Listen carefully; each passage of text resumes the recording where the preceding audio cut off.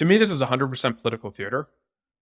Like, no one was serious about not paying the debts, and it's the kind of thing that, like, the media just loves covering because it creates stress for people, and, like, it's a mood affiliation argument, and it's like, I'm fundamentally frustrated with the direction the US is going, so therefore, I'm going to, backfill my beliefs on fiscal policy, when the reality is this is kind of how it's always worked. I almost studied climate. I was the person who was going home and lecturing my parents about plastic water bottles and stuff. Like, I was lecturing people about overpopulation, which is dead wrong, but all this stuff with these kind of ideas were tools to show that I went to college, that I was morally a better person. And it's just so fascinating how within a decade the overpopulation and the climate stuff has actually just like shown to be like incorrect on its own premises. Like, I wonder at my climate class in college if they're still teaching the same thing that they were teaching, because it's fascinating how disproven it has been, and yet how little reflection there has been in the process, where actually the concern is underpopulation.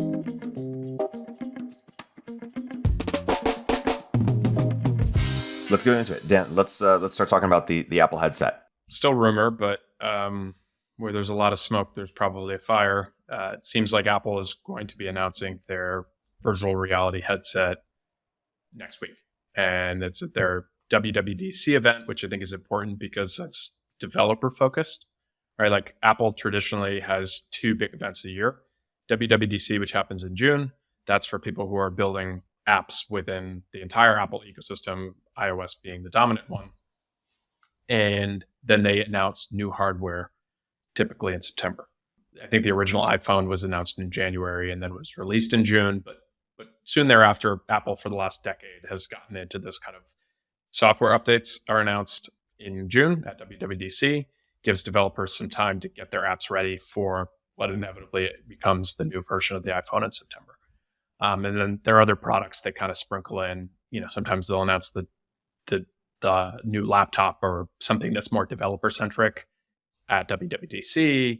iPads can randomly just show up whenever, but Apple's big product is the iPhone, right? And so the fact that they're doing a hardware announcement at WWDC, it's a new platform, right? So it's like, it's going to be, I think the name that people are betting on is it's going to be called, instead of iOS, it's going to be called Reality OS. And it's going to be a headset, so it's going to look like an Oculus Rift, but it's supposedly mixed reality. So that includes both virtual reality, VR, where you kind of completely can't interact with the world you're in, and it's supposed to be kind of like internal. And then AR, augmented reality, where you're actually going to be able to interact with, maybe be able to see something on a table and kind of like play around with it, at least from the digital side of things. I think a couple other things that are important.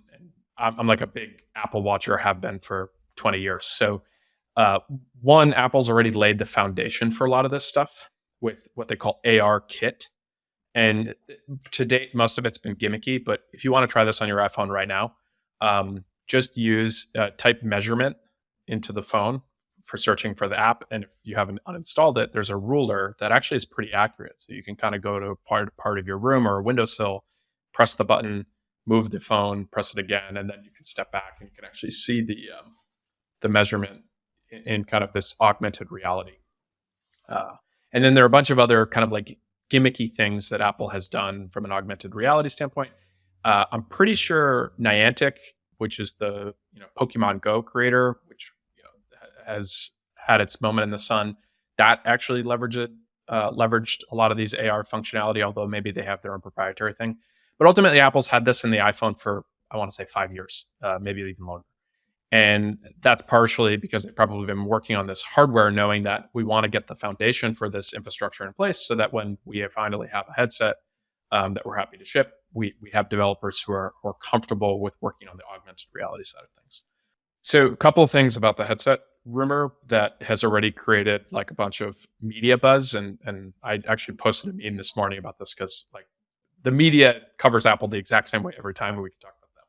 But one is it sounds like there's going to be an external battery pack. So like think of like a fanny pack with the battery, which people are saying that's un-Apple-like because, like think about all of the devices. They're always super sleek and slim. And it's going to be $3,000. So that's pretty expensive.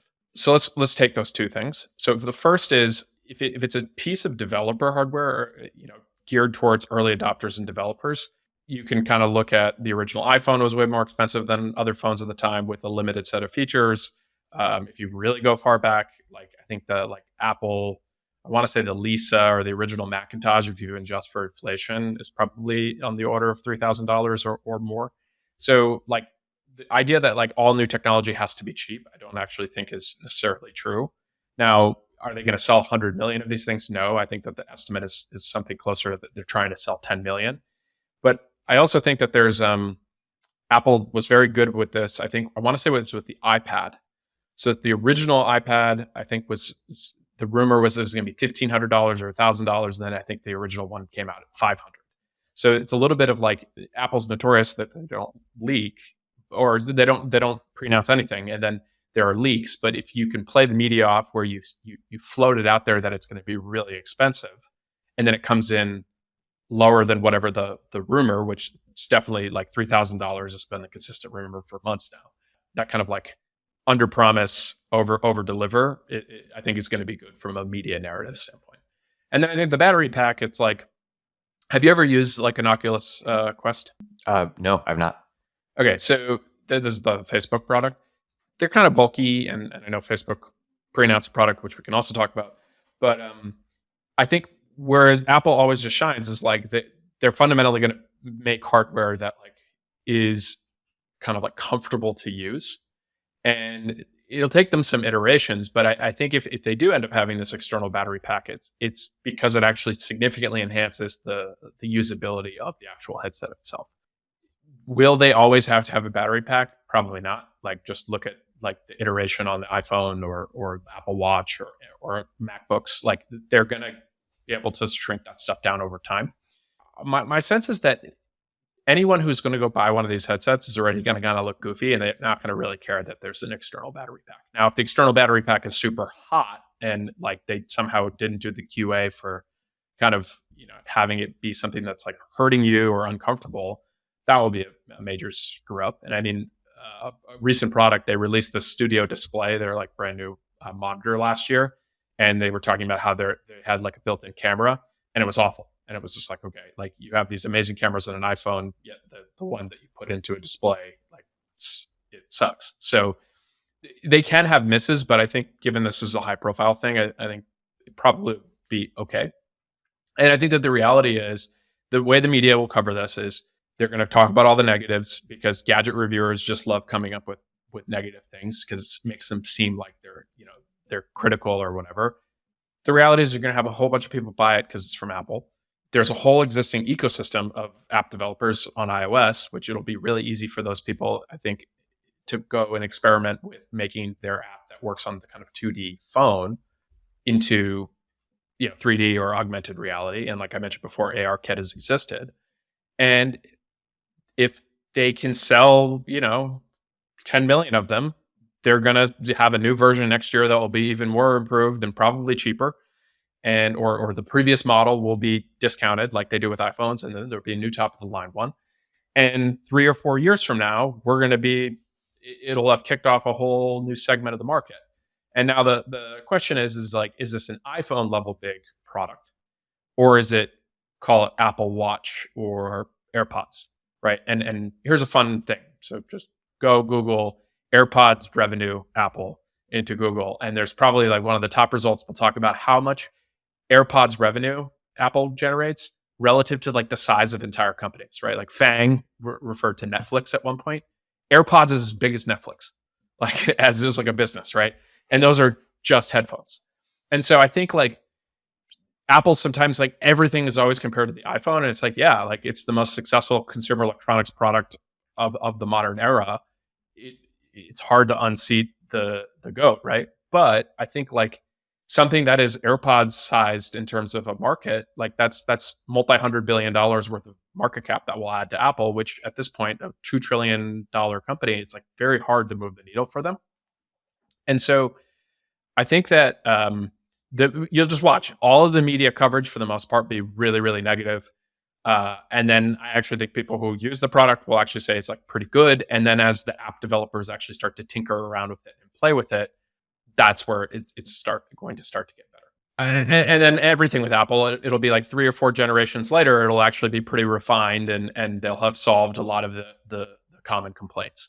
The New York Times had an article yesterday of like they've lumped Apple into this metaverse concept that Facebook created, and it's something that's like the metaverse is cooling and Apple's jumping right in. So first of all, Apple's never used the term metaverse. I think that there's been a couple of execs have mentioned at different points in speeches or whatever that they don't use the term metaverse. That's like Facebook's term. It's like pretty hardcore geeky. Comes from what book? Snow Crash, right? Yeah. So I think it's like the media wants to portray Apple as the same as like Facebook, and the reality is that they're very different, right? Like they're a hardware and software vertically integrated company. Facebook is a software company that bought a hardware company. And here's a good example. Facebook, supposedly the market leader in VR, just pre-announced the Oculus, or I guess they don't call it the Oculus anymore, the Quest 3, and then they're going to release it in September, 3 days before this Apple announcement is coming out. The market leader doesn't pre-announce a new product if they're confident that their product is good. You do that because you want the media cycle to actually say, and Facebook's forthcoming Quest 3, because the media is just going to try to do what it always does, where it's like iOS and Android, like that they're roughly equivalent. And it's like, no, Android is used more outside the US for sure. But the reality is, wealthy developed countries, specifically the US, like iOS is dominant. Yeah, I just would say to any listener, just look at the media coverage of this product, and then we can do a fast forward a year from now and see how it's well received with consumers. It's classic, like kind of like media distortion, because they're going to happen there. You said media covers Apple in a certain way. Is that the way? Is it always initially negative? They try to create drama, right? It's like, like they have competitors like at their heels, and the reality is, it's like they've been writing that story about Android for, I don't know, a decade. Apple's increased market share in the US, right? Because they've ultimately, the original thing was it was just too expensive, or it didn't have 3G, or it didn't have copy paste, or the system isn't open, right? And so this is open versus closed ecosystems. Like, and you're talking to someone trying to build a permissionless decentralized protocol. So like, I very much understand the power of those systems, and I want to see more of them in the world. But the revealed preference from consumers is that they want tightly integrated, really easy to use, delightful experiences, and that's what Apple is able to go do, right? Like Apple can charge us 30% tax on the App Store because people prefer the good user experience relative to the open ecosystem that is Android, right? Like the average user doesn't care about any of that stuff. And so I think Apple excels because A, they get that culturally. And then B, when you're actually building the whole stack, and Apple's to this point building its own silicon. So like they're increasingly less and less reliant on third-party, kind of vendors. And so that they have a proprietary advantage the whole way up the stack, right? So it's like every part of the phone hardware is dialed in all the way down to the silicon. And so the user experience is just going to be better. I mean, this is why Tesla has the same approach with cars, right? It's like they just don't want to be reliant on other people. It's the exact same approach in the sense that they don't have dealers, right? It's like Tesla, you buy it from Tesla, software updates from Tesla, like all of the, as much as the car as they can is actually built by Tesla. Elon has the same approach for SpaceX. Yeah, they have third-party supply chain. I mean, at a big scale, you have to. So does Apple.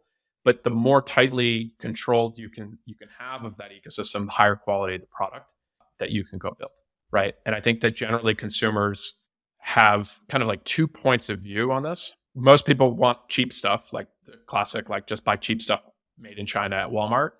But for a certain set of products in their lives, they actually really care about the status signal from it and that kind of ease of use. iPhone being one of them, right?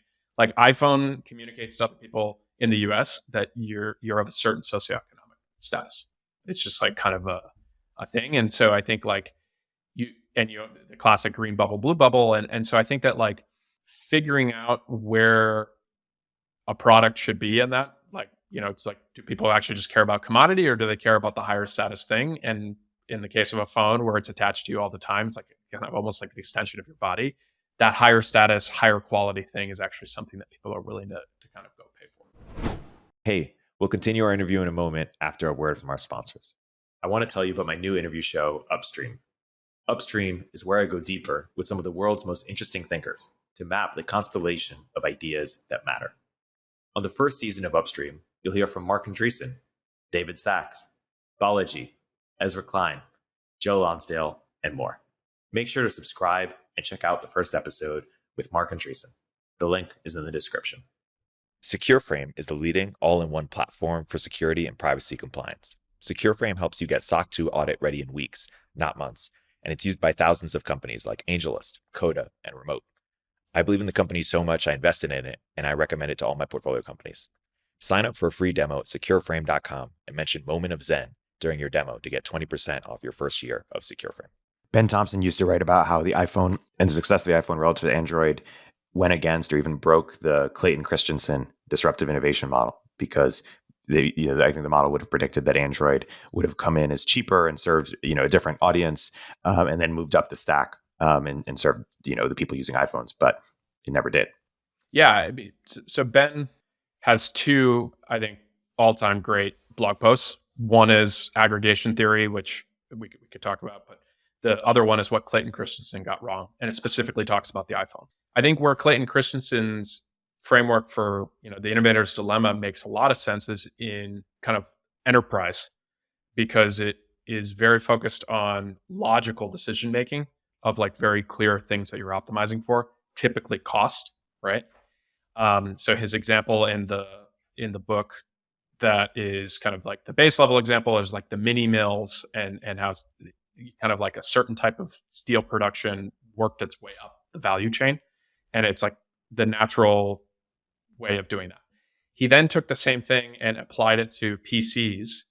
But I think where the PC analogy doesn't work is the PC analogy is this kind of weird quirk where you had Microsoft had the software layer and then Intel had the chip layer. And so basically all the value accrued to those two, mostly to Microsoft. But the kind of like delivery of the hardware, like Dell, Compaq, like the PC makers, basically that was a race to the bottom commodity business, like razor thin margins. And when he is writing kind of this like prediction for Android, the MacBook hadn't actually kind of taken off. Apple did not have their own custom silicon. So his view was, okay, well, Apple's using all the off-the-shelf components.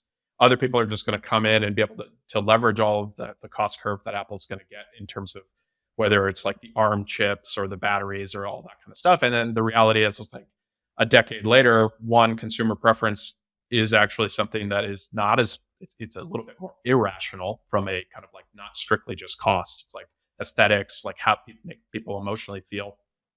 But then the second thing is Apple actually created a compounding advantage where more and more of the phone is proprietary at this point, and very much starting with the silicon. And Apple is, I think some estimates usually are that they're 1 or 2 years ahead a lot of the time, just like from raw performance of their chips. It's like performance per watt, basically. So it's like with phones, you have to have like performance, but you also want it to be battery efficient.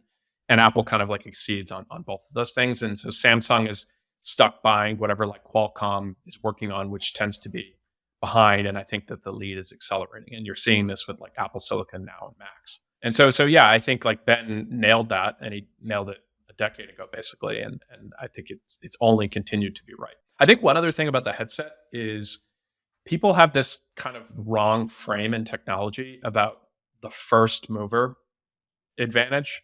And the reality is actually there are plenty of examples in these markets where the last mover is the one that actually ends up winning or resets the paradigm.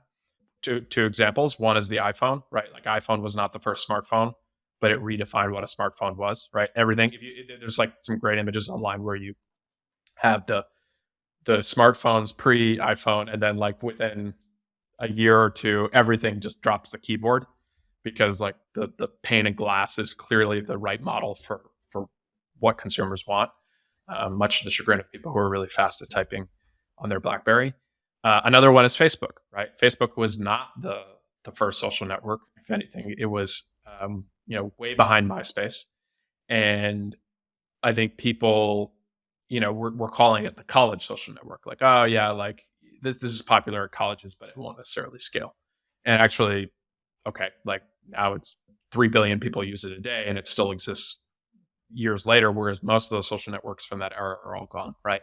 If Facebook doesn't buy Instagram, potentially Facebook's already been replaced by something. So is this like first mover advantage is, I think it's situation specific. The thing with headset is like, yeah, Facebook's had the Oculus since whenever, I don't know, 2015, 2017. I actually don't remember when they acquired that company, but it has been not mainstream at all, right? And Google tried a little bit of AI or VR stuff. I think Sony with PlayStation, but I think you're going to quickly see it'll just be like that iPhone image where like everything pre iPhone, like this is what smartphones look like, and then everything post. I think you're going to see the same thing happen.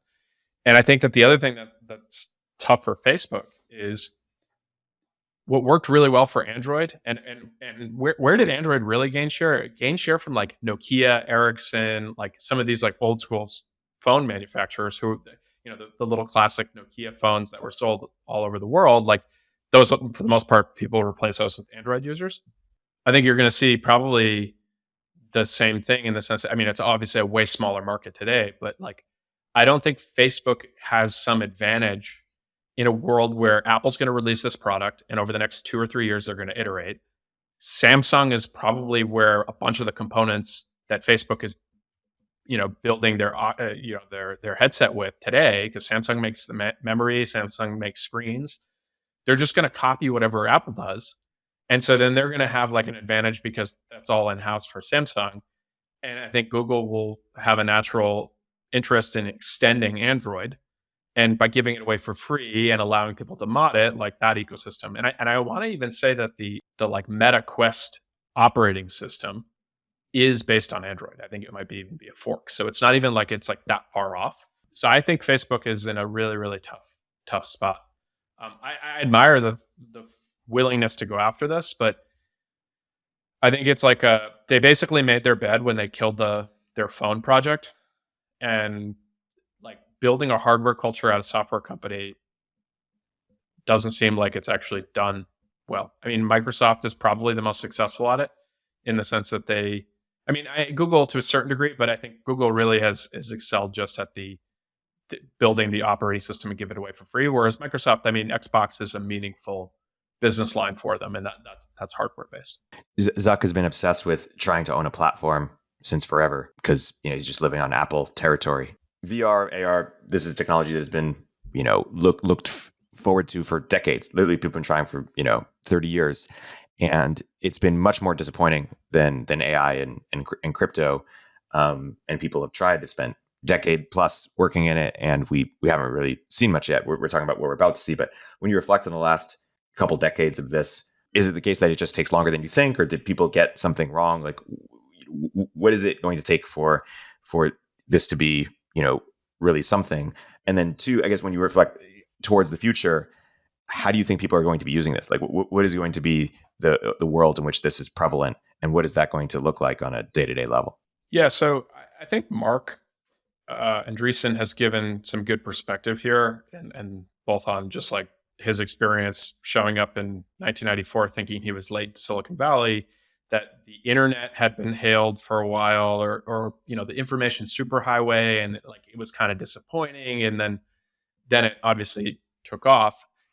Machine learning existed for a really long time. I'm not a historian in that world, but I think it's like, I'd want to even say it's like the late 60s or early 70s. People were talking about the AI in its kind of proto form, and each kind of subsequent generation of new hardware technology, people were kind of excited about it, right? Like AI was like machine learning, chatbots a decade ago, and so I think all of this stuff, it just takes time, and there's a natural tendency for humans to hype things like new, but then actually nailing all the details and actually shipping a product to market that people can use and find useful, easier said than done. And I think crypto actually don't think is more successful than VR. I think from a monetary standpoint, it has been, but I think from an actual use case standpoint for everyday consumers, I think that there's still a lot of work to do there, right? But crypto is only 15 years old in terms of the cryptocurrency component of things, right? Like there were predecessor versions of some of this, and so I think all these technologies. Carlota Perez has the technology hype cycle thing. I guess it's called the Gartner hype cycle now, but basically you kind of have this irrational exuberance. It comes down, then there's a trough of despair, and then there's a slow build up over time.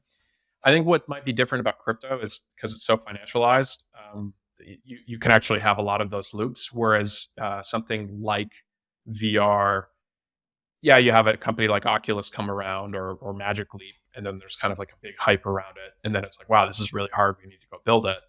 Oculus didn't stay an independent company, right? Like sold to Facebook, and so kind of has existed in a research phase. And not to say that Facebook's not taking it seriously and hasn't made progress there. Apple benefits from just watching what's happening, right? And so it's like if let's say they started working on this 5 years ago, or 10 years ago, like some protoform in a lab. Just watch what's happening with Facebook. If things start to take off, great. So now you copy that and apply Apple stuff to it. And I think so for them, they've had the luxury of time of just like waiting to get it right. And they're finally at a place where they think that they have a product. Is it 100% perfect? No, but it meets their threshold to actually ship something out there. It's the same thing with the iPhone, right? Like there were smartphones. They have this iPod project. How can we actually kind of go do it? Tony Fadell has great stories on this stuff. But then they finally get to a place where it's like, okay, this is actually usable, and we're willing to ship it with some of these trade-offs. And so I just actually think it's gotten to the point where it's like, okay, this is the right actual time if Apple is getting into it. Whereas I think a lot of other companies tend to ship things way too early, and then that actually sours consumer sentiment. Google Glass, a famous example. Yeah, it's just, but I think part of that is like, if you're a hardware company that values user experience and design like Apple, like you're going to have a very different culture than companies that are good at announcing new products and then not necessarily following through on them, right? Google has that culture. I don't actually know where Facebook was on that. I think Facebook traditionally was like a little bit more like announce it when you're shipping it. But I think when you're in a moment of weakness, you're going to pre-announce things. Microsoft is really famous for this, where it's like Microsoft Research would have these insane video demos. If you like type Microsoft Research tech demo into Google, it's like all this stuff that all these like really brilliant people were working on, and then it kind of never got commercialized. It's actually a fun anecdote I saw recently that Satya Nadella like brought the head of Microsoft Research, and I think like Microsoft Research has been considered for a very long time, like maybe not as much more recent praise relative to some of the like Google X or Deep Brain or all this nonsense. But it's the same problem. It's like you have these really smart people who are building the kind of like future in a lab, but there's no like commercial incentive, and like kind of there's corporate bureaucracy, and like no one actually not invented here syndrome even within its own company. Whereas you have a hungry startup like ChatGPT or OpenAI, and they're able to outcompete, right? It's like Transformers were invented by Google, and OpenAI was the one that actually realized that you could actually go commercialize this. The paradigm shifting moments happen by last movers a lot of times because they're able to have the luxury of observing how things have happened and then kind of taking the lessons, both the good and the bad, mostly the bad, and then trying to kind of correct for that. To your point about like, what does this world look like? I mean, predicting the future is always a little not that productive, but I think the rumors here have been that Apple has some version of FaceTime that they're excited about. I think if it's like with those memojis, I think it's going to be kind of gimmicky, just like people making fun of Zuck for the Meta Horizons avatar in front of the Eiffel Tower. But I do think virtual presence, so the ability for you to actually have a Zoom call that feels more in the same room. And Google actually has a technology that doesn't even involve a headset. It's like kind of this TV that they have. I forget the name of the project. You can. Do you think we're wearing headsets a significant amount of time, or is it not really? If I was to guess, I don't think it's replacing the average knowledge worker's workflow anytime soon.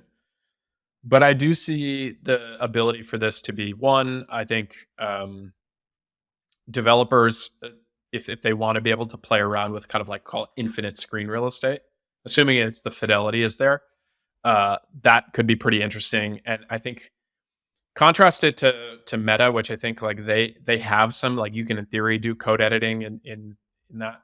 But the reality is Meta then is dependent on a computer that they don't control, whereas Apple is going to have the full stack of a MacBook, right? And so you can imagine like the next generation of the MacBook has some special chip. Here's a good example.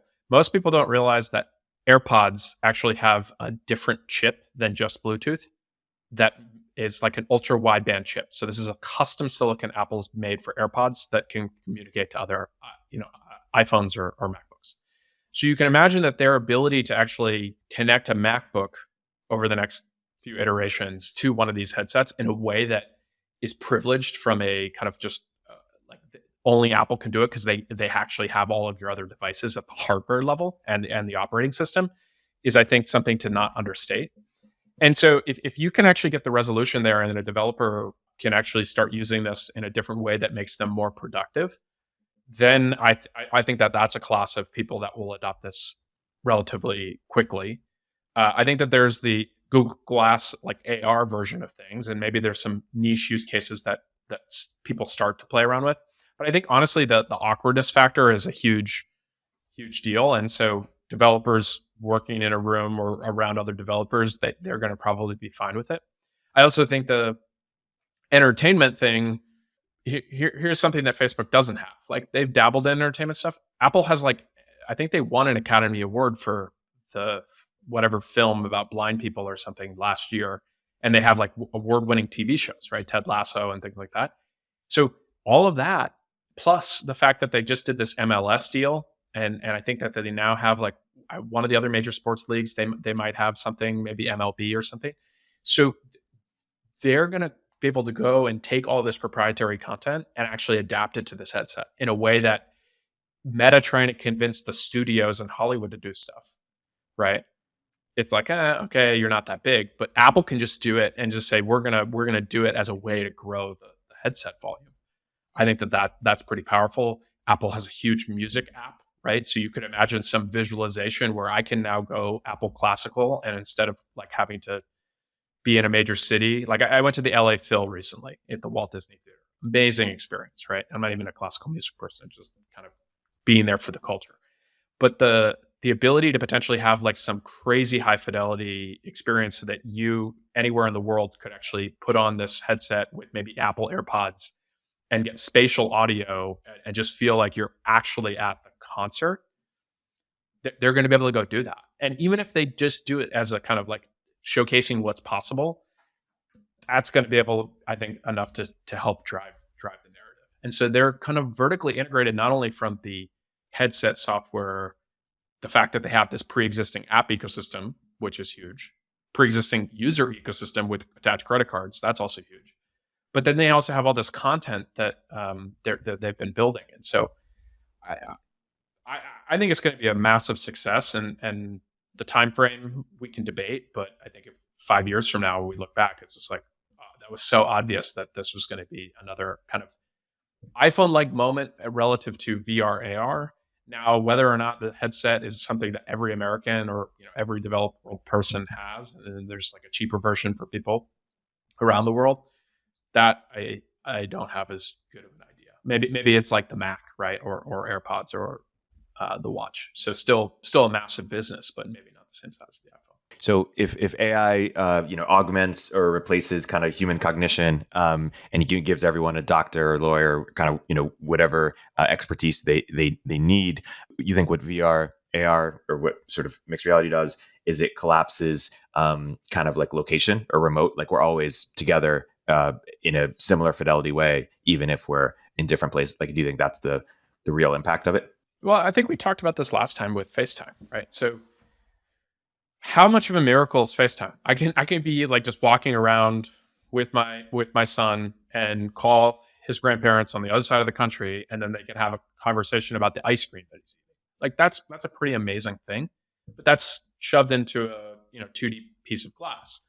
My sense is if they can nail and this is a big if, this concept of the uncanny valley, where like digital representations of people traditionally, just like humans, are extremely dialed in on like, okay, this something is off, right? All the micro expressions that we have, it's just very hard to do. But I think of a world where fast forward, just kind of like the hardware continues to improve, the AI continues to improve. Like look at Midjourney like 5.1 versus Midjourney 3. It's just insane. And so take Midjourney. There's this company Runway ML. I'm not an investor in any of these things, by the way. just kind of observations. So assume Runway ML, which is the video one, or others get better and better. Like think of like the Zoom or Google Meet touch up that they do. Like it's only just going to get that much better. And so you can imagine now, like, and here's where Apple's can start to do like crazy stuff. You know how you kind of do that thing with your head when you're setting Face ID up when a new iPhone. I think that the phone actually has a lidar detector, which means it's shooting all these like little lasers at your face to like actually get some level of depth. And I think that that's been available in ARKit for a while. So what if Apple just for the last few years has been actually adding all these sensors so that you can actually map your face in a high fidelity way, and then layer on some level of AI on top of it to just like really like, oh, I'm gonna look at your photo rolls and take all of the photos of you over the entire history, and then just kind of like make a composite where it actually starts to get to the level of fidelity that it passes the uncanny valley. And so now I can have a headset on, but then the two of us can actually be having a call, and you feel there, and the latency is like good. Like this is all a lot of big what ifs, but if you just actually start to think about the pieces that Apple has available to be able to go do this, and the ability that they can ship a new version of the iPhone with a new sensor specifically to help for this kind of stuff. Just no one has that ability. And so I'm bullish on it. Like I think it'll be people overestimate its likelihood to happen in the short term. Like, and I think that's an area that critics will be right in the sense that it is weird, and it's like, oh, okay, I'd rather be on a Zoom call than the VR FaceTime. But on the 3-year horizon, I think it'll get really good. I mean, just look at how fast that like video calls in the last 10 years. To think that you would do like an investment pitch over a video call 10 years ago, like, no, you go to Sand Hill Road and you do all that. Whereas now that's like the default way. And so I think just norms can shift pretty fast. And so if all of a sudden Silicon Valley companies are like, well, if I'm already coding in this thing, why would I take my thing off so that I can look at this like crappy little camera on my desk because it makes you feel better? We're just going to try to solve this with some ML or software or whatever. And maybe it won't even be Apple's FaceTime. FaceTime is useful for consumers, but the professional person uses Zoom or Google Meet. And I think that there will probably be an amazing opportunity for people to do that. People will sell other hardware that help you do that. Maybe there will be some high status thing where you go in and you get like this crazy scan of your face. And then some company is able to like boost your avatar so that it like really, really looks like you.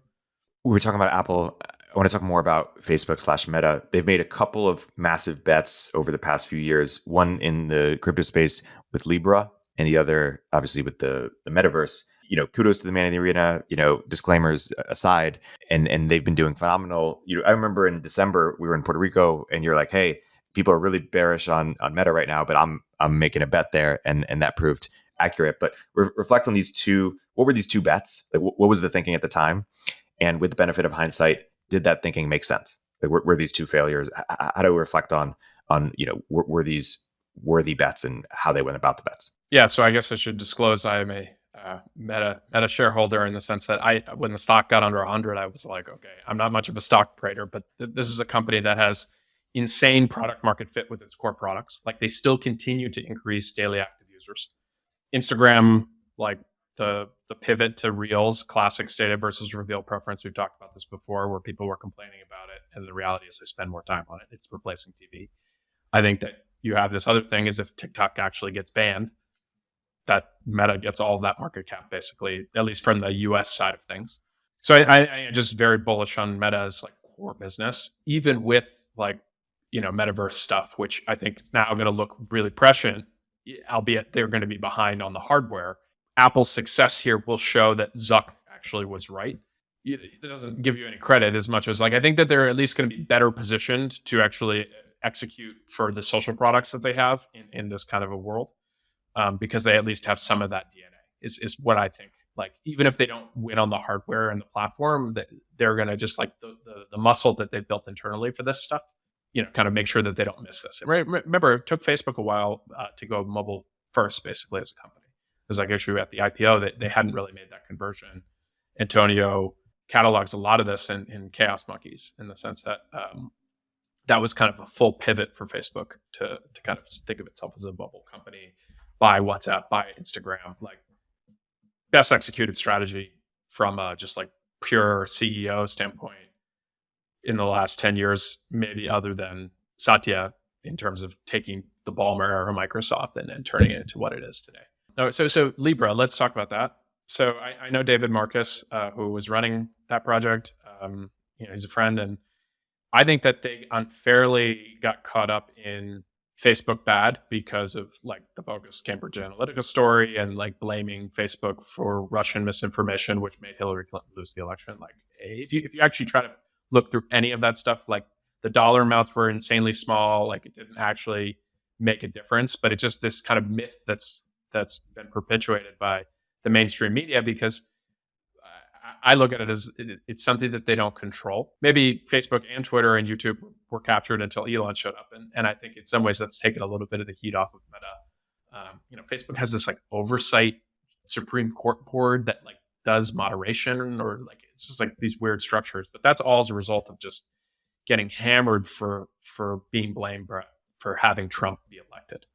The thing that Meta has going for it more than anything else is that it's founder led, right? And a super voting share set of founders, right? So Zuck kind of decides, okay, I want to reduce middle management at the company. Boom. He doesn't have to convince a board. He just says, do it.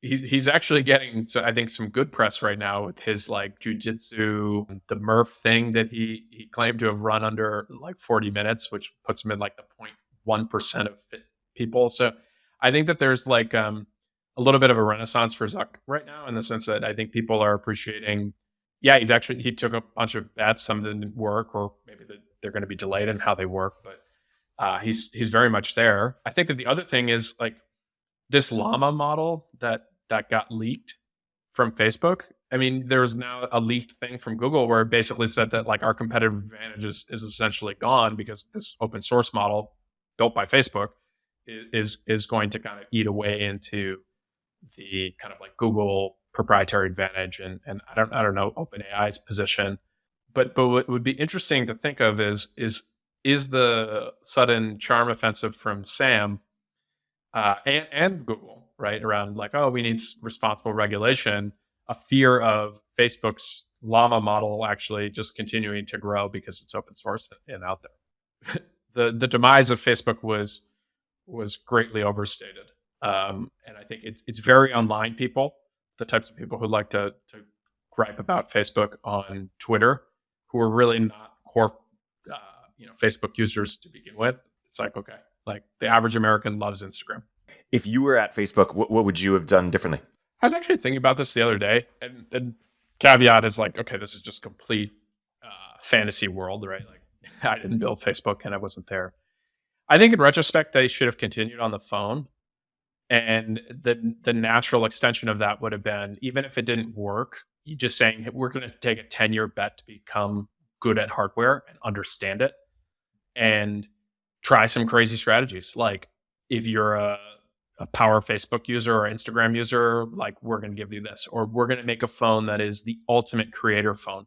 And it's a high status thing that Facebook, the only way you can get this is Facebook sends it to you if you're like a Instagram person with, so it becomes this kind of thing where it's like a Birkin bag, where it's like, oh shit, you have this like crazy phone that like your Instagram app is different, like because you have enough followers. And so I think random ideas like that, where they could have just basically said, we're never going to beat Apple and Android at the mass market, but we actually want to create a high status thing. Because I actually think being an influencer on Instagram with a lot of followers is actually high status. If you look at it, like high status people have Instagram in terms of the celebrity culture, right? Like I think like truly high status people don't really use social media, maybe Twitter. But I think Instagram is the highest status product that Facebook has. And so like that would have been the bet. It's like branded as the Instagram phone. Like in some ways Snap tried to do this, but I actually don't think Snap ever had a truly public product. Like it was a very kind of like messaging app that kind of like had this like looser version of a social network, whereas Instagram is like Twitter in the sense that it's unidirectional broadcast.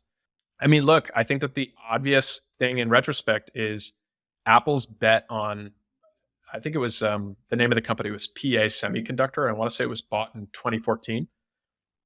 Single best strategic move of any of the big tech companies in the last 10 years, because now they have a silicon advantage and they can just like build like the future for the hardware, starting with the chip, right? Like you're not all, because everyone else has to wait for Qualcomm or Nvidia in the case of these GPUs to release a new product. Then that is TSMC in Taiwan, right? And then everyone fights over who gets access to the latest and greatest, right? And so this whole GPU thing, Nvidia just hit $1 trillion market cap, right? What's the one company that actually potentially can compete here? It's Apple. It's not going to be tomorrow, and they're never going to be like put it in data centers. But Apple can change their silicon roadmap in a way where they continue to add more GPU or kind of machine learning type functions to their silicon, so that instead of doing a data center, you can do more on device, quote, the edge. Apple has privileged access to TSMC foundry space, right? So the way to think about it is like TSMC is the like building the world's like leading chips, right? Like 3 nanometer, like the leading edge. The first dibs goes to Apple. So Apple can decide what they want to do with the certain amount of the stuff. And then I think probably the next one is probably NVIDIA.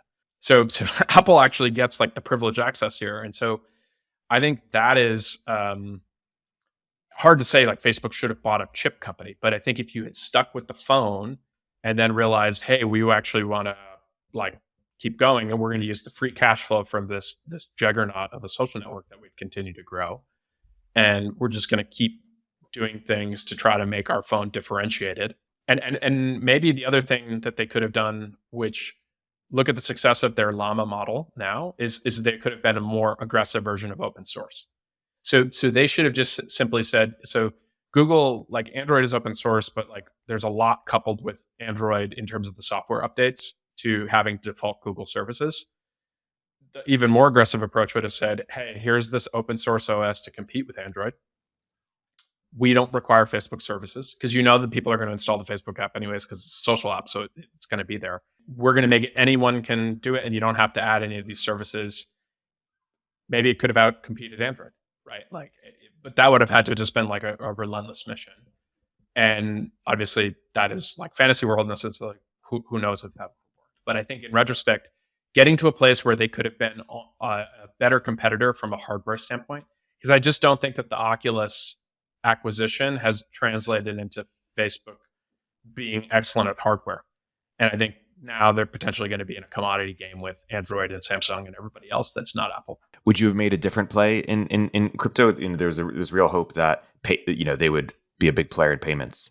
I wouldn't have made a big announcement about it. So I was at Coinbase in 2018 when they announced it. I don't think I even expected the blowback that they would get, like the Maxine Waters, the global set of financial regulators who really get upset about it. I would have just like slowly turned it on, right? Like make everything run on this internal blockchain internally and do the payments in WhatsApp and Messenger and make them cross compatible and whatever. And then actually be able to say, hey, we're announcing this blockchain. Like it's been running internally for 3 years. It's completely safe. Here's all the KYC and all the other kind of stuff that makes regulators happy, but very, very difficult for regulators to crack down on something that already exists versus basically the kind of like ask for permission version, which is hard because with financial regulators, you can't really do the move fast and break things. Uber, Airbnb ignore the law conveniently, like you go to prison with federal violations. But I do think that the kind of like start quietly and iterate might have been a better strategy there. And maybe it never would have happened just because the blaming Facebook for Trump was so great that like you would have never got it passed. Here's another version, like launching a Libra today, post FTX, it might be a little hard, but a world where you had a divided government, a House that was Republican controlled and Senate that Democrat controlled, maybe we wouldn't have had less of an issue, right? Because they really got stuck on the House Financial Services Committee, which now is run by Patrick McHenry, who's a Republican and who's pro crypto. Would you have had the same kind of strategy PR wise around the metaverse stuff, or did it make sense to really reorient and really take a stake in the ground there publicly before having something? I think that the version of the Quest that could have maybe kind of made the leap a little earlier is just really go all in on gaming. But I think the challenge with gaming is you have these tentpole consoles, right? Plus PC gaming, but realistically, the average consumer is more kind of like oriented towards Xbox and PlayStation. And you have these big titles. I mean, this is why Microsoft is buying, Activision Blizzard, and like you kind of lock up these marquee names like Call of Duty, or the games that Nintendo has. Obviously, Zelda is a good example that just got released, and like I want to say the Switch is a 10-year-old platform.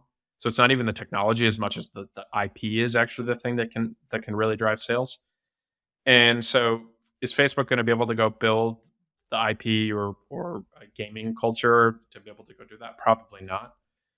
But maybe there's a version where, like, I don't know, maybe they would have bought Epic, and Fortnite now like is there. And I think Epic has Unreal Engine, I'm pretty sure, is like Unity and Unreal are I think the two ways to make games. And Epic has had a huge fight with Apple, and so that could have naturally been something. And Tim Sweeney, who runs Epic, is pretty legit from just like having built games. But I don't know. I think it's really hard because I think my mental model for this is very much the Trio, BlackBerry until the iPhone, and then like once that happens, like the game's off and everyone's going to switch over. And the reality with that is also like when Apple has this hardware and it's going to continue to iterate, you're going to have the big AAA game developers invest time because that market size is going to get bigger and bigger, and so they'll probably have like really cool titles, right? Like Call of Duty actually in VR, that's really good. And I actually don't even know if Call of Duty is in VR right now, but maybe some experimental mode. Zooming out in this conversation we had offline before around sort of closed versus open ecosystems, it's interesting to think about, what are kind of when a closed ecosystem wins versus open ecosystem, like in both with the original kind of Web 1.0 and with crypto, there were people who were trying to move to private blockchains and the sort of the blockchain not Bitcoin movement, and then also there was the idea that the open internet would never work and it would have to be private. And so open ecosystems went out there. But then in other sort of with Web 2.0, closed ecosystems won. I'm curious how you reflect on sort of the closed versus open ecosystems in different analogies. Enterprises and developers prefer open ecosystems. And so to the degree all things equal, they're going to naturally trend towards the kind of comparable version that is open or open source and things like that, because it means that they have more control. Like they don't have someone underneath them that can actually extract money in the value chain. But consumers prefer closed because closed usually means that it's vertically integrated and all of the weird quirks of the open ecosystem get solved, but get solved in a proprietary way. I think the only example of this, of a mass appeal consumer product that is an open-ish ecosystem, we can get into the merits of it, is email. So consumers use email, and that network effect is extremely powerful.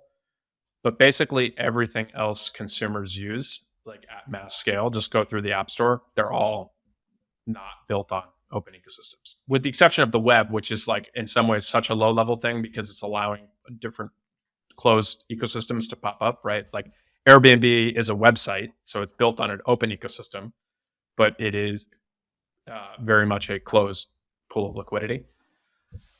And even in crypto, I think that like one of the reasons we haven't had any consumer use cases break out is crypto by itself being an open ecosystem is not useful for individuals. It's useful for developers and people who want to be able to tap in to a group of users. And so this is actually something foundational for our thinking with Farcaster is, so the goal is to build a protocol, right? A protocol with 1 billion plus people using it every day. That long-term mission. Take us a while to get there. If that's what you're trying to do, the only way you're going to get there is you have dozens, hundreds, thousands of apps and services building different experiences, right? Some of them are competing, others are orthogonal at all different scales, venture-backed, independent developer, completely open source, nonprofit. In that world, so in order to build that ecosystem, what is the thing that the developer, regardless, right? Like the venture backed or the indie developer, what are they most interested in? They want people to use their software, right? Like for the profit seeking, like that's how you make money. And for maybe at less, like a nonprofit seeking, it's building something and then having people use it, there's a lot of satisfaction and status that you get out of that. Our view is the only thing that's going to attract developers to Farcaster is if we get a group of users that are there and using the app every day, right? Like the thing for a social protocol that's interesting is daily active users. And so in order to do that, though, users don't use a protocol, they use an app. So we've actually built an end user application, right? Like you can use Warpcast, our app, and it feels just like Twitter for the most part, right? With a different set of features and diverging more and more over time. But that's the way we've gotten to 10,000 people on the protocol, and some percentage of those people are using the protocol every day, which has now started to attract some group of developers that are kind of interested in getting those users to potentially use their app, and then kind of a bet on the future that the protocol will grow. And I think that is why Apple's been so successful with the iPhone as a developer platform, is not because people want to pay the 30% tax or have these draconian rules around like you can do this or you can't do that, right? Like they would much prefer Android or something a little bit more kind of open ecosystem, right? And Fred Wilson has a very famous post about this, like from the earlier days of mobile, why he prefers Android. He's, to his credit, he still uses Android, but he's like, oh, the open ecosystem is going to win, right? And this is part of that Clayton Christensen thing. Is the challenge though is the people who have money predominantly use iPhones, and the people who spend money on apps use iPhones, and the people who, if you don't spend money, who are good for advertisers, use iPhones.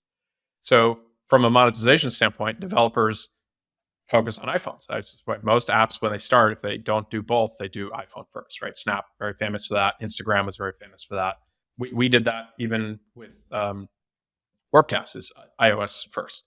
And so I think the challenge is, even though the open ecosystem appeals to the developer, and so if you're a developer who uses the phone, you're going to probably want something more open. The average user doesn't care. Like for them, the technology is like more invisible in the sense that it's like helping them accomplish a certain set of things. So it's really about who can create the best experience and whether open or can match the experience of closed. Yeah, and look, these things build on each other. I brought up the example of Airbnb being a closed experience built on top of the open web, right? But there's like, you can go through all the different layers, right? So Windows was a completely closed experience as an operating system. And then Apple comes along and has grown its share, and Google the same, built on like core, like Unix, Linux, right? So it's like a more open system underneath. Proprietary operating system on top that you can only get for their devices. Android is open source. Apple is closed source on iOS. Then you have the App Store layer, which like that itself is closed. But then from there, you can have apps that are a little bit more open, right? Like you can have an email app that is using an open system. So you got to go through the whole value chain. But I think if you start from a consumer side of things, they just care about like, what is the user experience, and does this solve the problem that I'm, trying to solve, right? So it's like TikTok is entertainment. Like, is this entertaining, right? Like, you don't care if TikTok is an open ecosystem built on an open protocol. It's like, I want to spend 30 minutes just mindlessly going through videos. Like, that's the job to be done there.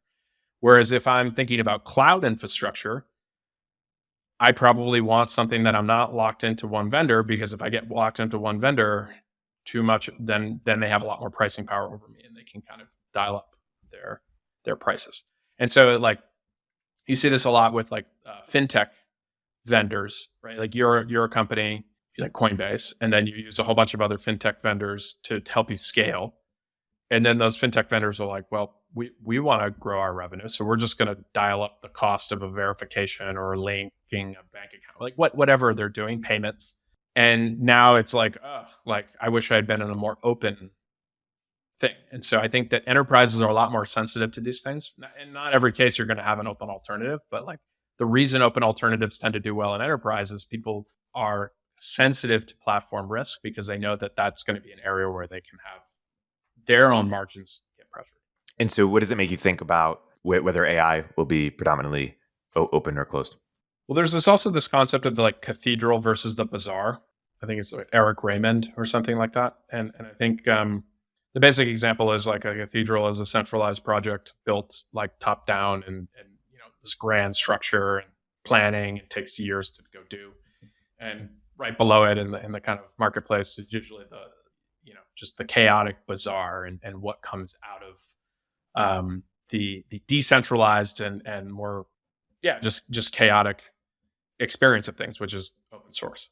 I think with AI there are two things. So one, from a just pure brain powered talent, until we get to AGI, like humans are going to be the ones that move this stuff forward. And so now open source actually has some models like Stable Diffusion is doing some stuff. And I actually don't have like a great mental map of all the different models that are out there, but Llama from Facebook, it was like they published it, but then they didn't publish the weights, and then someone leaked the weights, and so it kind of like made the map complete so that other people could build on it. I think the UAE just released a new model, which is kind of crazy. I haven't even had a chance to dig into that and like understand if it's like real or not. Something called Falcon. But if you take that as the bulk of kind of global brain power that doesn't sit within a couple of these centralized companies, then I think you're going to have a lot of iteration. And GitHub makes this really easy, and social media, be able to share it and discover it, Hacker News, all that kind of stuff. So I feel like that's really ramping up. And if you're not one of these big companies, you get all the benefits of the innovation and improvements for free. However, the big constraint here is GPU capacity. And GPU capacity is being tied up by the big guys who already have privileged relationships with, whether it's the chip foundries themselves, like TSMC, or the NVIDIA, who's actually making the actual finished product in terms of the thing that you're going to sell and has the CUDA architecture thing. And so if Microsoft and OpenAI and Google and Facebook are able to just kind of buy 80 to 90% of the new capacity that comes online in the next few years, then it's going to be really hard, assuming you believe that the only breakthroughs are just going to be a linear increase in the amount of GPU against the newest models. Then the closed ecosystems are probably going to do better from the breakthrough stuff. That said, I think like if you use Clayton Christensen's Innovator's Dilemma, there's probably not going to be a great market for, like, the simple way to think about it is like ChatGPT-3 is cheaper to use, and that's why it's like you get that. And then GPT-4, they limit the number of queries, and you can imagine 5 and 6, like it's just going to be more and more expensive for the versions. Whereas the lower end stuff, like the market for that is just completely commoditized by the open source world. And so the open source world is going to actually work its way up the value chain as things get either more efficient or there's just more GPUs in the world, not controlled by the big guys. Let's talk about the debt ceiling. What's that debate? What's actually happening there? How should we think about it? Yeah, look, to me, this is 100% political theater. Like, no one was serious about not paying the debts. And it's the kind of thing that like the media just loves covering because it creates stress for people. And like, the market thinks that there's going to be potential for default, and the ratings agencies might downgrade the debt, and like all this kind of stuff that's just, it doesn't actually matter. If they had passed the bill a month ago, no one would be making a big fuss. They passed the bill last night. The debts, like we would have run out of money by the 5th. So they passed it 2 more days from now, or like Monday. Like is that much worse? No. So now it's just like a function of it's like people are bored and this is something to do. Basically, the hardcore conservatives don't like it. The hardcore progressives don't like it. So it's just kind of standard, business as usual Washington, where like the establishment group of people like continued on with doing stuff, and there's like a bunch of theater and kind of people doing Twitter threads about it. But I think like there's a lot of, and we talked biology about this. It's like, oh, the U.S. debt is unsustainable. So first of all, debt is relative, right? So we are not Weimar Germany. There is no version of the UK or France or the US or other powers that are in a stronger position out of World War I. We are also, we're reserve currency. So like when we print more money, it actually inflates away all the debts. And you have to have a shift in how people park their money And yeah, you can find some random articles. The media that we don't trust then writes about people using the yuan or something to displace the reserve currency, and we're using that as fact. And I think that like the reality is like if you're a large pool of capital outside of the U.S., where do you stick your money? If the U.S. is printing too much money or the debt is out of control, There's no great place. right? So if there's no great place, you're probably going to put it in American big tech that has AI, right? Because that's productive. Like I think it's like since the beginning of the year, the S&P 500 is up, I don't know, 10% or 15%, and then like the big four, big five are up 60%, right? And it's just like, okay, so where is that dynamism anywhere else in the world? Like, is there a company in Europe Europe is trying to ban AI, right? Like they're shutting down nuclear plants. So the money is going to be parked where there is growth and where the money can grow. And like China had it for a moment, and then they started disappearing CEOs and having them fall out of balconies. And so like I think outside of finding growth in other places, people are going to continue to put their money in the US, which means like if you put it in a US stock, the government can tax those companies, which means they can continue to fund the debt. And so I think like I'm sympathetic. Like I've been in crypto for 10 years to the argument that like, oh, crypto is the solution to this.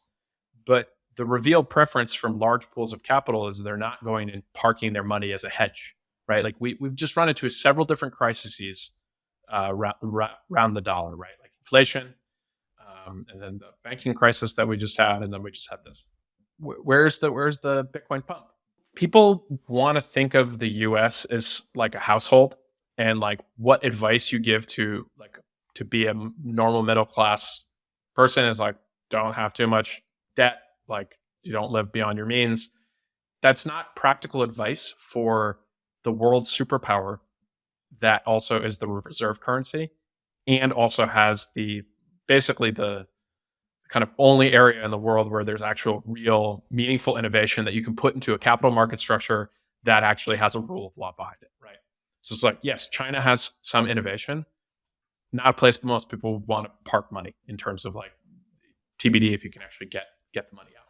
And so that can change, but until you give me a like credible place that can actually absorb lots of capital where people are excited about the growth potential of it, it's going to be the US. And so the US can continue to print money. Chamath said our debt to GDP ratio will be closer to 200 than it will be to 50. It'll get to, you believe that? Yeah, I don't agree with Chamath on a bunch of things, but I heard that clip and like, I mean, he eviscerated Friedberg. Friedberg takes the point of view where the Dalio book, which extremely conflicted, Dalio has like a big China bull. It's like, oh, well, empires in the past. It's like, oh, okay, so are we really going to just try to say like history rhymes and repeats and like just because Ray Dalio had a research assistant take like how did the Dutch Empire fall? It's like, okay, like I think that there are a few other things here at play. We're living in a world where the technology difference between different superpowers is pretty significant. And I'll fully admit, like the Chinese actually are probably the most interesting competitor to the US, obviously since the Soviet Union, but in terms of like, okay, this hypersonic missile stuff, like that's potentially a technology advancement that the US doesn't have. We have SpaceX. Like we're I think making progress on the next frontier space, which potentially also can be weaponized faster than anybody else. And we're not even having to do it at the national level. Like we're letting venture funded companies fund it. Right? Yeah, we pay them some amount from NASA, but at this point, SpaceX is increasingly more and more diversified in terms of just serving commercial customers through Starlink. People, it's a mood affiliation argument, and it's like I'm fundamentally frustrated with the direction the U.S. is going. So therefore, I'm going to backfill my beliefs on fiscal policy, when the reality is this is kind of how it's always worked. We've said mood affiliation a few times in this podcast. It's worth defining it. By that, do you mean this idea that people just have this kind of like, are you my enemy? Are you my ally? Like they have this gut emotion about something and they use reason and to kind of backfill their emotional feeling on something? Yeah, it's totally, it's Tyler Cowen's work, but just like mood affiliation. I think it's it's kind of like a subtle neg, right? Like you're not like if I was to be like, oh, that's just mood affiliation, like you don't even know how to respond to that. But if you actually think about what that means, it's just like, okay, I want to feel this way, so therefore I'm going to like come up with a set of beliefs to support it. Like climate change is mood affiliation. No one actually is that detailed in science. Like a very very small percentage of people are, right? But like you can't tell me you read Unsettled and then read the most like pro climate change book, Al Gore, if you didn't have a pre-existing opinion and know what the politics were, and at all kind of look at that and go, oh, maybe there's like some more work to be done here to figure things out. And remember, Unsettled, that book is written by Obama's climate czar, so it wasn't like it was like some crazy Republican guy. Like he like worked for Obama, and so like mood affiliation is just like, oh, like I'm a good liberal. Like good liberals believe in saving the planet, and climate change is bad for the planet, so therefore I'm going to go do that. Whereas like you can actually have a version of climate change where it's just like, okay, separate the millenarian, the end of the world, extremely Christian, like once you see it, you can't unsee it. If you just like, there are actually a bunch of premises that I think are useful. So one, like a world where we have electric vehicles that we and lower dependence on fossil fuels, that further reduces our dependency on a bunch of countries that frankly behave badly and are not really kind of like American values, or we want to kind of be beholden to it, right? Just like think of the countries that like big oil producers, Saudi Arabia, Iran, Russia, Venezuela. Like let's get out of that business completely. And even better, we could be exporting all of the oil that we have and actually be, bringing more money into the U.S. Like that would be a kind of like big win. Second thing, air pollution. So Patrick Collison has this amazing thing on his website, which I was astounded that he has like such a great personal website, given that he's running Stripe. But there's if you just like, I think it's like Google Patrick Collison pollution. This is like a universal issue. I don't think you could find any Republicans or Democrats who would really disagree with this idea that like, wow, like pollution seems to be killing people early, right? Like people are worried about like rising sea levels. Pollution kills like people prematurely, like in the like millions, or I don't know, maybe it's in the tens of millions per year globally. Like, let's get rid of air pollution. Where is most of the air pollution coming from? It's a lot of it's because we're using fossil fuels for our energy production, right? And so, like, I think that is like the model to approach this stuff with is like, let's make civilizational progress. It's like, let's stop burning this stuff that's like really pollutive and like basically makes us beholden to these people that geopolitically, morally, whatever you want to take it, like aren't great. That's the argument to win. And instead we get this like a wag the finger, like you don't care enough. And it's like you get Leonardo DiCaprio showing up to an environmentalist event in the Prius of the electric car and then hopping on his jet. Okay, it's like it's mood affiliation. And so I think like or the nuclear plants in Germany, right? Like it's absolutely insane. They shut down all the nuclear plants to only then replace them with coal. And yes, they're in theory going to replace it with solar and wind, and they made a lot of good progress. Like Germany, relative to most countries, like has actually put the capacity installed. The reality is that it's not that sunny in Germany, and the wind is intermittent. So at some point, you're going to have base load, which means what they're going to do is they're going to import it from other countries. And so if the other countries are France, then 70% of that power is going to actually be from nuclear. So the Germans can have this like fake moral version of we don't have nuclear power, but if they're buying from the European market for their baseload because the sun doesn't shine at night and the wind can stop, and battery technology is not at a place where you're going to be able to have grid level capacity just from the kind of like wind and solar. And so contrast that to Finland, where like extremely progressive country, they just turned on a nuclear plant and they had negative electricity prices. They literally had to pay people to offload electricity from the grid because they were generating too much electricity. Like that's how we should be approaching it from a society standpoint. That's progress, right? And instead, it's like you have the same people who are talking about climate change are the same people, from an environmentalist group standpoint. They're the ones supporting NEPA, CEQA in California. You can't build housing. All that stuff that's all red tape that's put in place in the 60s for some good intentions, right? Like the Silent Spring. like the bird eggs dying because of what is it, I think DDT or use of, so it's like, and then the Clean Air Act, which by the way is put in place by Richard Nixon, so not like the paragon of progressive values there, but it should be we should have a cleaner world, a less polluted world. But like the fact that people want to shut down nuclear power plants in the U.S. and then they don't want to actually go build, new stuff, like, I have no patience for these people. But that's mood affiliation. It reminds me of this blog post by Scott Alexander, Slate Star Codex, called "I Can Tolerate Anything About the Outgroup," and he chronicles in that post how when Margaret Thatcher died, people were so mad. They were more mad at when Osama bin Laden died. And he's asking himself, why do people hate Margaret Thatcher more than Osama bin Laden?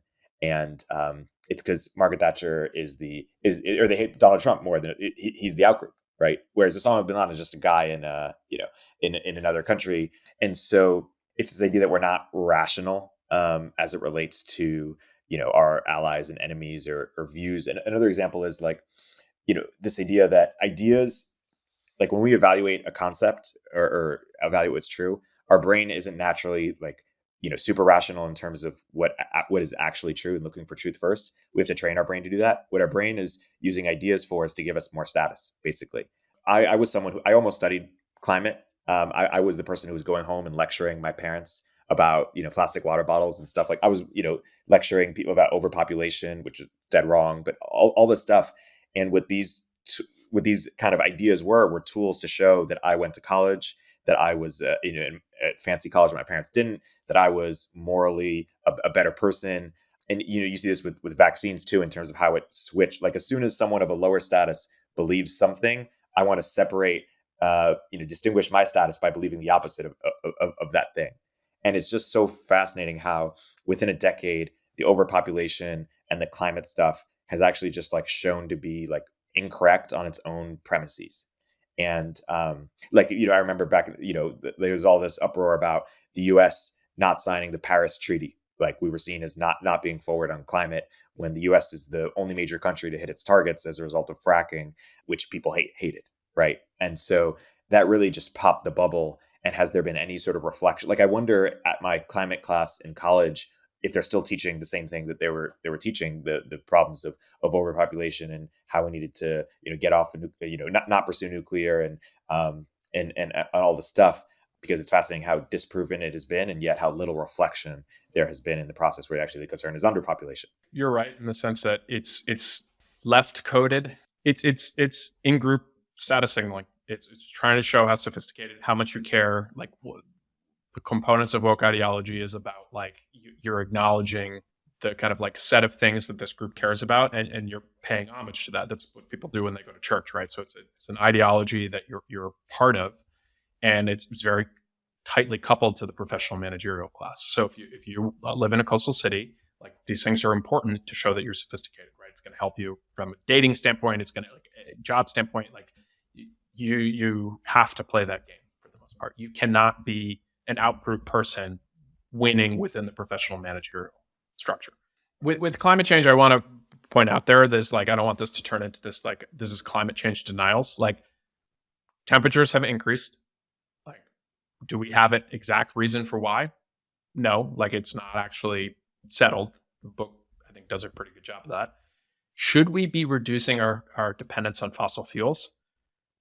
I think that independently, regardless of whether it's contributing to climate change, yes, that seems like a logical and actually beneficial thing to society for a variety of different reasons, right? And so that's where I think it's like being able to just step back and separate things for their component parts and not necessarily have to get everything beamed down to you by like a party platform and an ideology. That in my view, that's freedom. Like you don't have to like say, oh, well, I'm a Republican, I'm a Democrat. Like it's just like, no, I'm me. I can kind of evaluate each thing, and I can go as far as I want in terms of getting informed about it, and then come to a point of view, right? Like we talked with Michelle, I don't think most people want to spend the time to do that, right? Like we're all status seeking monkeys, and basically what we're looking for are what are the shortcuts to getting to status. Okay, if I parrot this set of beliefs coming from a small set of whether publications or accounts on Twitter or high status friends that I have, my status increases. And status within a tribe, and because we all want to be part of communities, and communities used to be bonded around things outside of political beliefs, like maybe religious beliefs. As people don't bond over religion, or a lot of elites, or people who went to college don't bond over religion. They tend to bond over more political beliefs, political. But it's just like a cultural, right? So political is this in the kind of like substructure of a broader cultural thing. And this goes back to Twitter, right? Like we always, every episode has to go back to Twitter. Is like, if you're an intellectually oriented person, Twitter is where you get that beam set of beliefs, right? It's like the media feeds into that, but like also the dunks, the current thing, whatever's happening, and you follow a coded set of people that represent your kind of worldview or kind of like your tribe, and then so therefore getting exposed to that every single day has a pretty big impact. This is the funny feature that everyone always talks about. I want to say Josh Hellman actually most recently put this out. You're completely capable of doing this on Farcaster, and I think some of the other decentralized social media companies, because ultimately it just matters about like, is the graph open?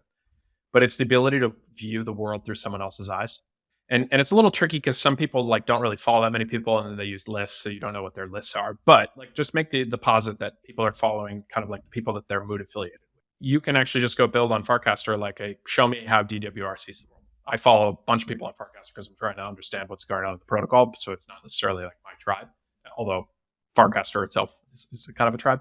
But a version of if you could do this with my Twitter graph, then you can actually see kind of what I get exposed to. The one wrinkle, though, is that the more there are algorithmic feeds, which are based not on who you follow, but your revealed preference of who you bookmark, who you like, how many times you watch that weird video, then it gets harder and harder to observe per person. And the only company like in the world that actually knows that is the person providing. I do want to close by referencing a tweet that you alluded to last week, or reading a tweet. It's the Zach Cantor tweet where he says, one huge drawback of nuclear power is that it doesn't dismantle the systems of oppression. It only produces clean energy. This makes it unsuitable for solving the climate crisis, which isn't just about the environment, which is funny because also at the time when there were lockdowns for COVID, people thought and still think that there will be lockdowns for climate, because it's just such a strong tool to both, lecture people and get status as we were describing, but also to control people. And so when you have something that can both be a device, it's like it's a wedge issue that you can use to get other things, whether it's control or whether it's sort of more government funding for sort of or promote anti-capitalism in some way. And so that's why people are dubious of when it's used in the wrong way. So if you just go look at the text of the Green New Deal, it's like, if you were just dispassionately step back and don't attach any politics to it, just read this document, read the science. What percentage of the things proposed in this like plan, and it's high level, but like map to the science? I don't think global temperatures care about strong union paying jobs. Like sorry, like whether you're union or not, the temperature is going to increase or decrease based on a bunch of other factors. And so I think that's where, and this happens with both parties, by the way. So I don't want to pick on progressives, although I tend to pick on them more. Is it's just politics. And so like people are going to wrap it up in whatever sells and then gets passed. And so in the case of the Green New Deal, I don't think that would ever happen, but crazier things happen. I mean, Obama had a supermajority, right? Like imagine Biden with an actual supermajority, 60 Democratic senators. We would have been in a very different situation. Joe Manchin might have staved off a hyperinflationary period. Maybe we'll close on this. Just a preview of future episode. I'm starting a new podcast with Noah Smith, who came on our show, and the first episode we're going to do is a overview of Biden's term, and so that'd be also fun to do on Moment of Zen as well. And upcoming, we have Catherine Boyle, Mike Solana. We're talking about the liberal arts. We have Nadia Asparova talking about her piece on the elites.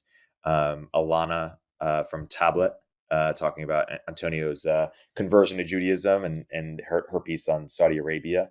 So yeah, those are some upcoming episodes. Dan, this is maybe we'll wrap here. This has been great. Thanks for doing it.